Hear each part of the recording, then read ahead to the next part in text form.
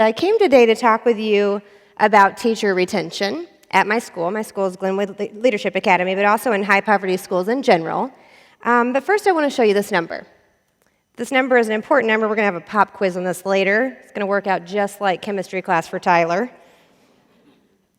In order for you to understand how I feel about retention for teachers, I feel like you need to know a little bit about me and my school experience. I'm a product of the EVSC, proud product of Evansville Schools, and teacher retention is probably so important to me because of my own school experience. When I was in elementary school here at McGarry, I had the best teachers a child could possibly ask for. My kindergarten teacher was this gentle, kind lady. Her name was Mrs. Martin. She's kind of like everybody's grandmother. And what I remember about her most is that she taught me how to be able to recite my name, my address, my zip code, my parents' names, and my phone number. And if you did that correctly, you earned a sucker. This was obviously pre-Common Core, and it was also half-day kindergarten. I don't remember a lot else about kindergarten, but I knew I had the best teacher because my mother thought I had the best teacher. And my mother thought I had the best teacher because she taught my brother. In first grade, it's kind of a similar thing. I had Mrs. Ershig. Everybody wanted Mrs. Ershig. Her daughter actually works for the school district as a speech pathologist. She smiled all the time. She taught me how to read. That's a pretty important skill. She hatched chickens in her classroom, and she told my mom I was a little too social. If you know me, and some of you obviously do, she totally nailed that. Mrs. Ershig was the first grade teacher everybody'd want because she's so skilled, and the families all knew she was skilled because she taught all their relatives, she taught all their friends, she taught everybody's neighbors. Everybody knew Mrs. Martin and Mrs. Ershig, and they knew everyone. In my middle school years, the same phenomenon was true. I had a host of all these fabulous teachers, and by the time I was a student in Mr. Ossenberg's reading class, or Mrs. Wink's PE class, or Mr. Jones's math class, they already taught everyone I knew. They knew me. They didn't hold the rest of my family members against me, thank goodness. And when you start out like that with a teacher, the thing that is already established for you is trust, and it just makes the learning so much easier. We do not have time to talk about all of my fabulous teachers, and some grade levels should be left out because there's nothing fabulous to say. However, the great teachers that I did have all had something in common. They had a history with our school. Our parents knew and trusted them. They were invested in our school community. They worked as a team together, and most of them didn't leave. Even after I moved on to high school, several of those teachers, some of them in the picture here, tracked my progress and supported me. Sometimes I knew about that, and sometimes I didn't. They worked hard to ensure that I achieved at McGarry, but then they followed me beyond that.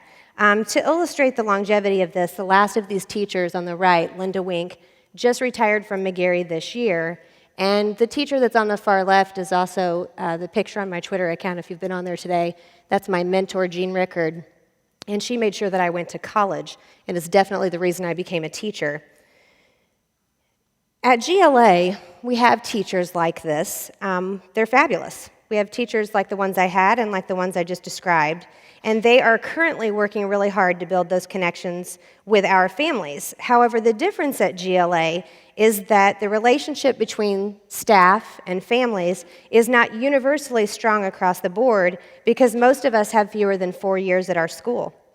So every student that goes to GLA does not know every teacher before they get them. This is obviously very different from my own school experience. In fact, only 1% of the teachers in my building have more than 4 years in a classroom at our school. And as you might imagine, this impacts consistency for kids. Most importantly, every student at our school is not achieving their potential under these conditions. Now, let's go back to this number 71. 71 is an important number because this is the number of teachers I've hired in 3 years at GLA. You might be thinking, what's the big deal? Obviously, some of you sucked in your breath. That makes me feel a little better because I've been sucking in my breath for 3 years. The big deal is that I've replaced my entire staff almost 2 times in 3 years. The big deal is that I have unfilled jobs today that have been offered to qualified teachers who've turned them down. The big deal is that some of those positions have been offered multiple times to qualified candidates who just have other offers on the table, sometimes even with our own district, and there's no draw, there's no push, there's no reason to choose something harder, so they choose something else. I've offered my English job 3 times this summer, and I've offered my science job more times than I can number over the past 2 years and can't find a licensed teacher. So we'll be going into year 2 without a licensed science teacher at our school. I'm sorry, Mr. Dugan. That makes me feel really terrible. The biggest part of this that is frustrating is that it's not fair to kids. All the kids in all the schools deserve the best teacher. Larry Feriazzo, in an Ed Week article last year, reported that 40 to 50% of teachers nationwide leave the profession in the first 5 years. But if you work in a high-poverty, high-minority school, that statistic doubles. 71 new teacher hires at GLA mirrors that national data.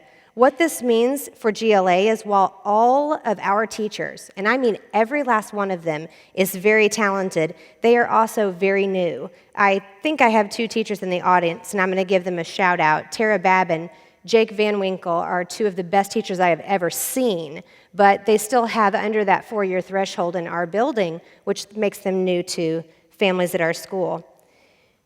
The first time I received instruction from a novice teacher, I was in high school, and that was a student teacher. The inexperience that teacher had showed. They were brand new. In 13 years of my education in the EVSC, I never had a first-year teacher in any of my classrooms. In my children's experience in the EVSC, they both attend EVSC schools and are now both in high school. To date, neither of them has ever had a first-year teacher as their teacher. We can all make a list of reasons we think that high-poverty kids are not achieving at the same rate as their peers, but it's very clear that teacher turnover is part of that. Let's compare this to what a student might experience at GLA. In the last 6 years, with almost 100% turnover in all staff, if you're an incoming 8th grader, you've probably had at least 8 new homeroom teachers since 6th grade. Now, the probability that an incoming 4th grader has had at least half of their teachers be brand new is very high. I'm not going to figure that for you because there are math teachers in the room and that is not my area. But I'm not even calculating in their related arts teachers. We're just talking about homeroom teachers only. Those patterns of chronic turnover destabilize the environment for kids, and they also destabilize the environment for adults. So basically, most high-poverty kids in our community already have less access to quality preschool, they have fewer print resources in their house, and our system ensures that they're the kids that are going to get a brand new teacher. I'm just going to ask you to think about whether or not that's the right thing for children in our community, and if that would be good enough for the kids who live in your house or the kids you haven't had yet. I don't want anyone in the room to be confused. My school is full of amazing teachers. It's just that most of them are new. So the issue is not that teachers in high-poverty schools aren't good. They're generally fabulous. But most of us are not as good in year 1 as we are in year 5. And most of us are not as good in year 5 as we are in year 10. We just heard Tyler talk very passionately about his teachers. None of those teachers are new. All of those teachers have experience with the kids and the families in this building. I know when I was a first-year teacher, I was not my best teacher. I taught 5 different high school preparations in my first year, and I barely slept. My first day, a student in my classroom, Tyler, hold your ears, offered to engage in a sexual act, and a student in the room told me I was younger than her boyfriend. I did not have the capacity to tackle that by myself. There were other challenges of teaching I also did not have the capacity to attack on my own, and I had a lot of strong mentoring from other teachers in my department and my school who were experienced and wonderful. They were like the teachers that Tyler described. This makes me have to give a shout out to Tammy Dexter, wherever she ended up sitting, who was my mentor teacher when I started, and absolutely is the person who taught me how to plan a lesson and plan a unit. She's the only person in the building who shared space with me, and she also taught me how to get support from other teachers. So I could walk in the office and say, I'm teaching Julius Caesar, and I don't know what to do. and I would come back with a stack. I'd go teach class, I'd come back with a stack as tall as me of materials and resources other teachers left for me. When my teachers at GLA say, I'm teaching something I've never taught before, like first grade or fourth grade, there's no one there in the building with a stack of things as tall as them or digital resources completely built out who can just hand them over, because most of them are new. Recently, they did a study of schools in New York City of 850,000 students, and what they found is that teacher turnover in those schools affected any type of school where there was turnover, but the highest negative effects of achievement were in high poverty, high minority schools for the reasons that we already described, because those teachers are replaced by novice or unlicensed teachers.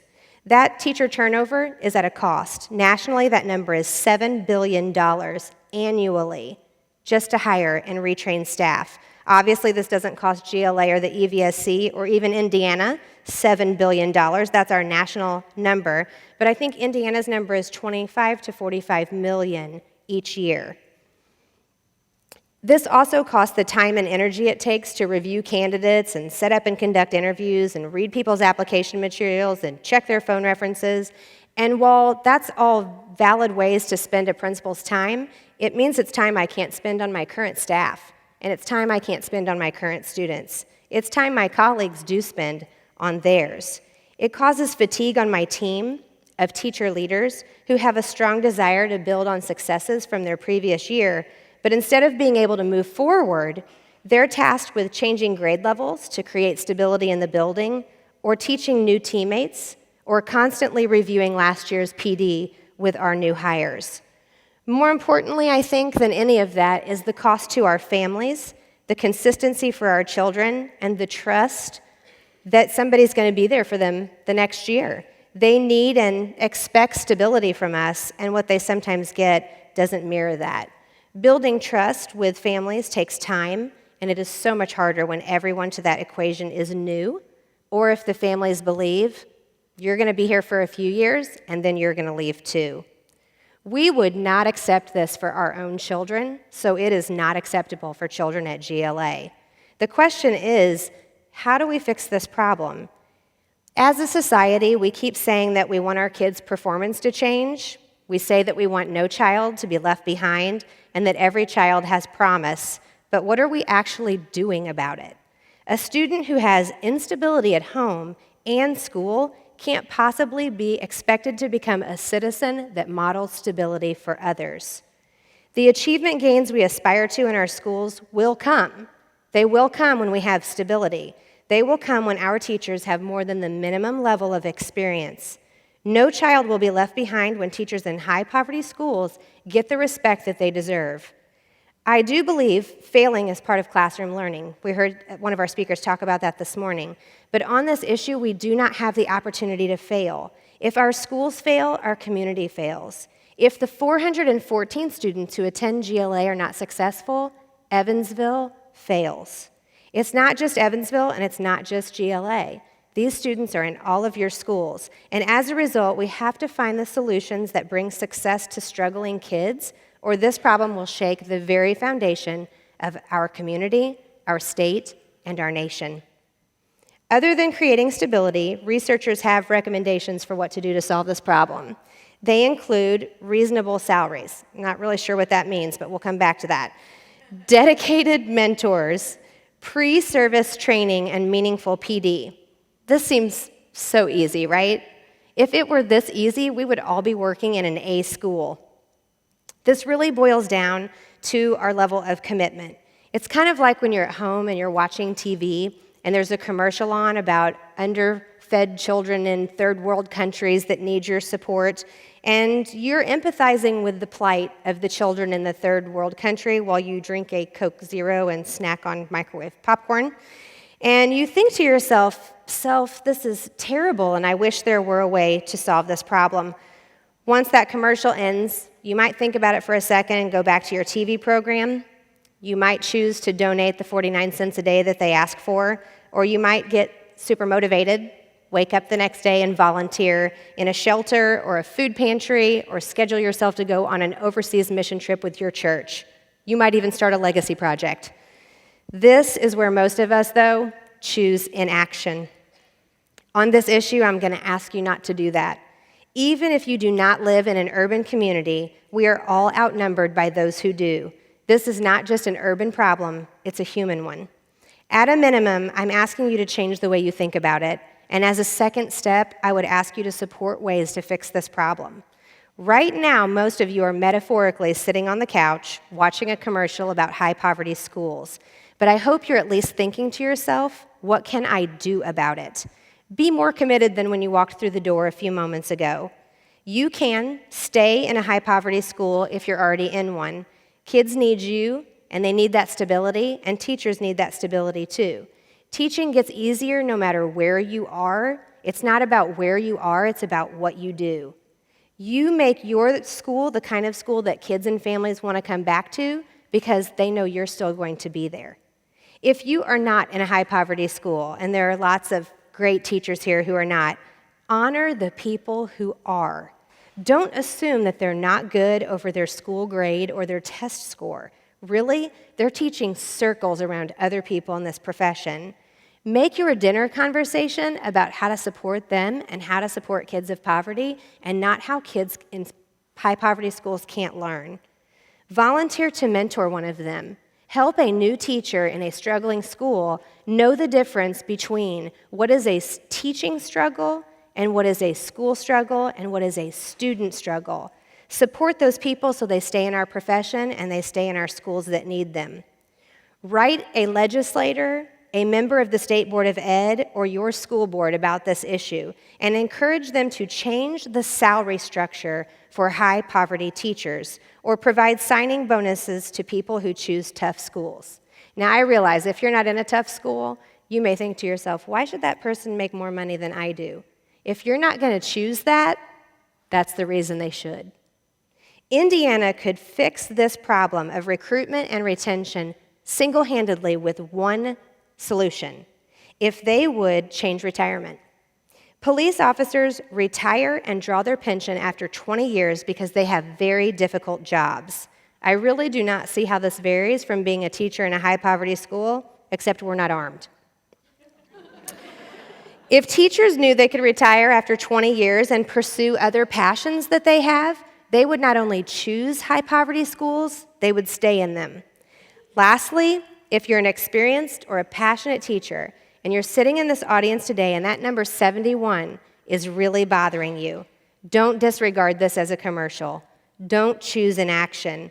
Instead of mentoring a teacher in a high-poverty school, you could become one. You could choose the mission trip and make a high-poverty school your legacy. If you're as good as the rest of my team, then we will make you number 72.